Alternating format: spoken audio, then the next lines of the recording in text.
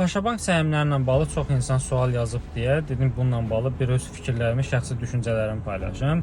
Mənim şəxsi düşüncəmə görə Paşabank səhmləri növbəti il ərzində artacaq. Çünki bir bankın, xüsusən də aparıcı banklardan biri səhmləri çıxırsa, yüksək ehtimalla növbəti il ərzində onun səhmləri artır. Hansı ki, həm siz dividendlərdən pul qazana bilərsiniz, həm də səhmin qiymətlərinin artırılmasına. Amma çox pul qazana bilərsinizmi, onu tam əmin deyiləm. Yəni artım məsələsi nə qədərdir? Digər investisiya alətlərindən müqayisədə yaxşıdırmı, pisdirmi?